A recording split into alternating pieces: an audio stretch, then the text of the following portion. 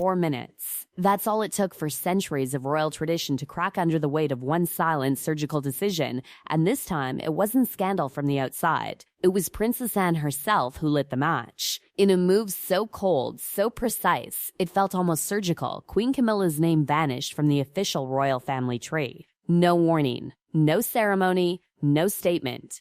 Just gone. And according to palace records, the deletion wasn't a glitch, wasn't a formatting error, wasn't some junior staffer's mistake. It carried authorization, and that authorization led straight back to Anne. It didn't happen with trumpets. It didn't happen with headlines. It happened in silence, buried inside the palace archives, where history is not written, it is carved. One refresh of a page, one update in the lineage structure, and the woman who fought decades to be accepted as queen consort was no longer positioned beside King Charles. Not relocated, not amended. Erased at first, whispers inside the palace tried to downplay it. Technical error, server delay, formatting misalignment. But there was no automatic correction, no restoration request.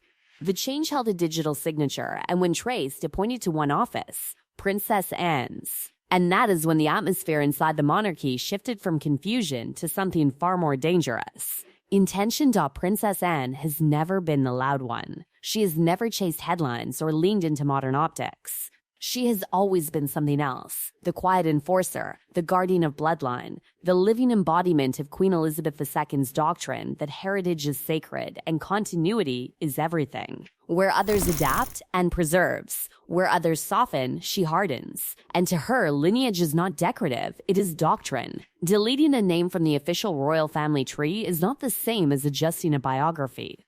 It is symbolic severance. It whispers something chilling. Belonging in the monarchy is conditional. Bloodline is permanent. Marriage is not. And that distinction cuts straight to the core of Camilla's entire journey. Camilla did not inherit her place. She survived into it. She endured public fury, relentless comparisons, and years of hostility before she was gradually repositioned from controversy to queen consort. King Charles defended her fiercely. Titles evolved. Narratives softened. Acceptance grew. But beneath that evolution, Anne's reservations reportedly never disappeared. Not publicly, never theatrically, but quietly, consistently, firmly. To Anne, prominence in hereditary charts symbolizes permanence. And permanence, in her worldview, belongs to birthright. Camilla's expanded representation inside official records implied more than partnership. It implied historical anchoring. And that, insiders say, is where tension began to sharpen. The rivalry between them was never loud. They stood side by side at ceremonies, composed, diplomatic, disciplined. But loyalty inside the monarchy is not measured by smiles. It is measured by conviction. Anne's conviction has always been anchored to one force. Her mother's legacy. Queen Elizabeth II represented continuity, restraint, discipline, and the sanctity of bloodline. Anne did not simply admire that philosophy, she embodied it. Every decision filtered through one silent question: does this protect what was built? Camilla represented something different. Adaptation, modernization, softened accessibility, a reshaping of public perception. Charles viewed that as partnership. Anne reportedly viewed it as recalibration, and recalibration, if unchecked, can rewrite narrative. Months before the deletion, there were quiet disputes over documentation language in official records. It sounded minor on the surface: technical wording, placement, representation. But those familiar with the exchanges say it was never minor. It was about how future generations would interpret lineage, how historians would frame continuity. Whether marriage could visually anchor itself inside hereditary structure, the disagreement ended publicly without resolution. Subtle shifts followed. Colder seating arrangements, slight adjustments in ceremonial positioning. Nothing explosive, nothing headline-worthy, just the tightening of composure. Anne is not impulsive. She is methodical. If she believed foundational narrative was being altered, she would not argue endlessly. She would act, and act she did. The royal family tree is not a decorative chart. It is the architecture of authority. It shapes how succession, hierarchy, and inheritance are understood for generations. Altering it is not cosmetic. It touches the spine of the institution. Marriage confers title. Bloodline confers permanence. Removing Camilla did not erase her marriage. It did not nullify her title, but it reframed her placement inside the monarchy's historical spine. It sadly reinforced that belonging in narrative is not identical to belonging in hereditary core. Inside Clarence House, tension escalated fast. Advisors scrambled, screenshots were taken, legal implications quietly assessed. The fear was not embarrassment, it was perception. If this update reached the public without explanation, speculation of division at the very top could ignite. And then came the most explosive detail of all. King Charles had not been consulted. No internal memo, no scheduled discussion, no prior consultation recorded. For a monarch who spent decades securing Camilla's acceptance, the absence of warning felt like breach of trust. He reportedly discovered the deletion himself during a digital briefing. He reached the section where Camilla's name once stood beside his, and there was nothing. Just absence. Silence filled the room. Charles, known for composure, asked quietly at first, was it error? Who authorized it? Why was he not informed? The answer traced back to Anne. For Charles, this was not clerical. It was personal. He had endured decades of scrutiny defending Camilla. He believed time had cemented acceptance. And now the official lineage appeared to contradict the very foundation he fought to build. Yet he could not react impulsively. Visible fracture between siblings could destabilize the monarchy. Advisors urged restraint. A closed-door meeting was reportedly scheduled that same evening. No aides. Just family. And then Camilla learned. Not from headlines, not from gossip, from private confirmation. At first disbelief, then fury, then something colder, resolved. For a woman who spent decades fighting to belong, erasure from within the institution felt like annihilation. She questioned why such profound revision occurred without consultation. Marriage to the king is constitutional reality. If the official tree suggested otherwise, the narrative itself was being manipulated. Legal advisors were contacted, language examined, authority reviewed, technically reassuring perhaps, emotionally devastating nonetheless. And outside palace walls, the story began to leak. It started on forums, then screenshots, then trending headlines. Supporters called it justice, critics called it sabotage. Social media fractured into camps. Traditionalists praised Anne as defender of bloodline purity. Camilla's supporters condemned the move as calculated humiliation.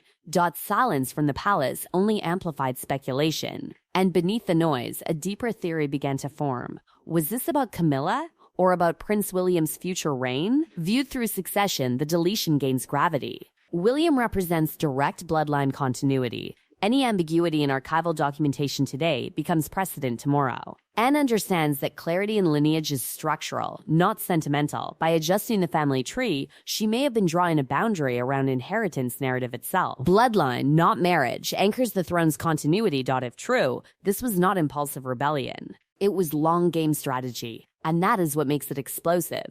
Because inside one closed room, three figures reportedly confronted each other: Anne, Charles, Camilla. Voices raised, explanations demanded. Anne framed her decision as duty, not defiance. The monarchy must outlive individual relationships. The tree records bloodline continuity. Camilla called it personal.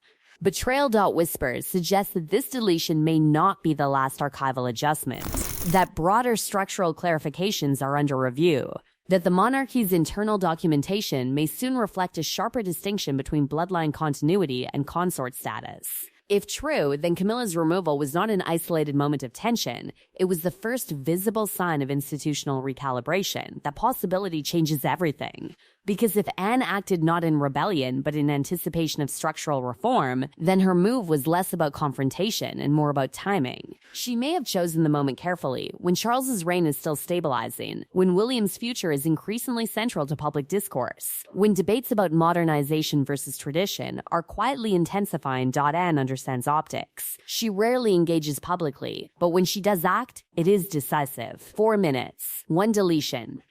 A ripple that shook an empire of symbolism. And yet, amid all the strategy, there remains something painfully human at the center of this storm. A sister who believes she is defending her mother's legacy. A brother who believes he is protecting the woman he loves. A queen consort who fought decades to be accepted and now faces symbolic displacement. This is not merely about protocol. It is about identity. Camilla's entire royal narrative has been one of transformation, from controversy to central figure, from outsider to queen consort. Acceptance was gradual, earned, and fiercely defended. The deletion reopened wounds long thought healed. It suggested that acceptance, within a hereditary institution, may always carry an invisible asterisk. For Charles, the tension is unbearable in its complexity. If he pushes aggressively to restore Camilla's placement, he risks appearing to override heritage guardianship for personal reasons.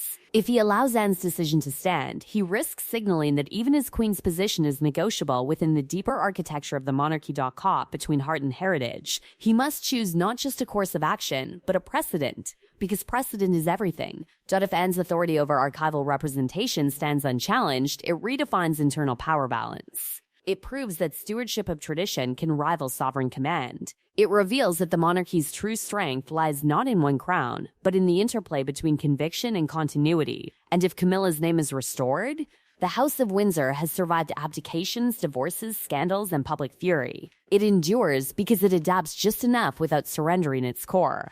This moment forces it to confront a defining question. What is the core? Is it bloodline purity, etched immovably through generations? Or is it partnership, resilience, and the ability to evolve with time? As the palace deliberates and the world watches, one undeniable truth lingers heavier than any royal decree. The illusion of seamless unity has been shattered.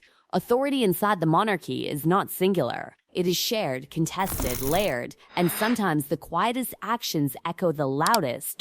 4 minutes.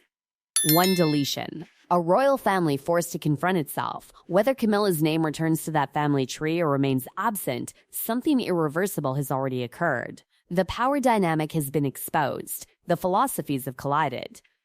The future reign of Prince William now looms over every decision made today. Princess Anne drew a line. Camilla refused to disappear quietly.